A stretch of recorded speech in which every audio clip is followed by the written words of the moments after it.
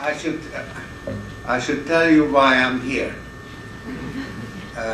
I have come to the conclusion that President Bush is leading the country and the world in a very dangerous direction. I've written a book.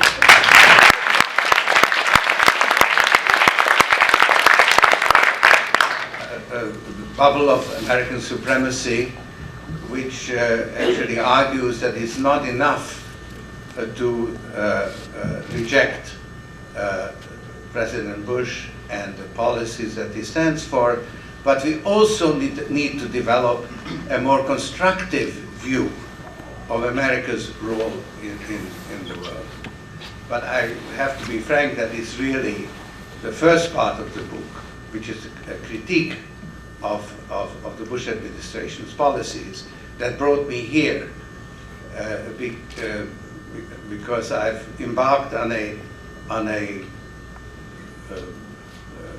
tour of some university campuses. You are the first stop, because it is your future which is at stake.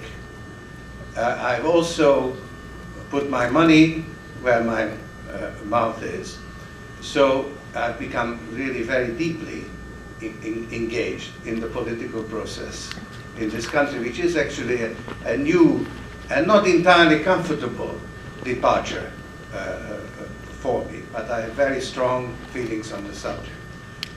And let me put my involvement and commitment into a personal context. I was born in Hungary. I'm Jewish, and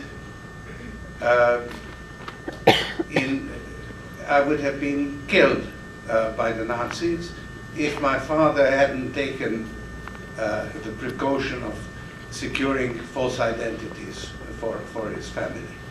And afterwards, I would have wasted my life if I had stayed in Hungary under the communist regime, but I chose to emigrate. Then I went to England, and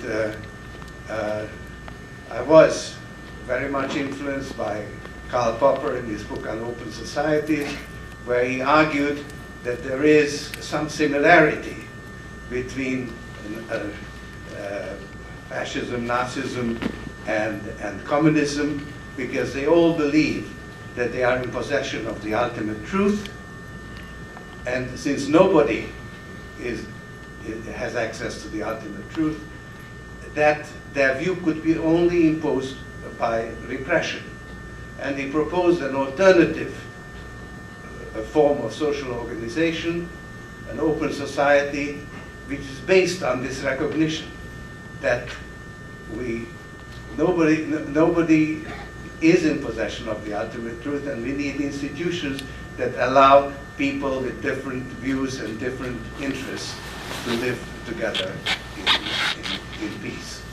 And so I developed my own philosophy based on this the role that imperfect understanding, misconceptions and biases play in forming reality.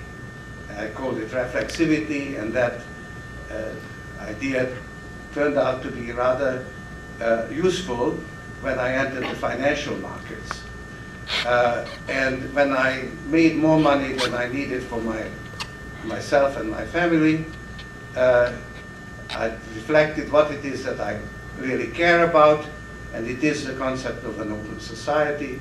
And then I set up my foundations, and I got very much involved when the Soviet Empire was, and eventually the Soviet Union was collapsing, in helping these countries in the transition from a closed to an open society.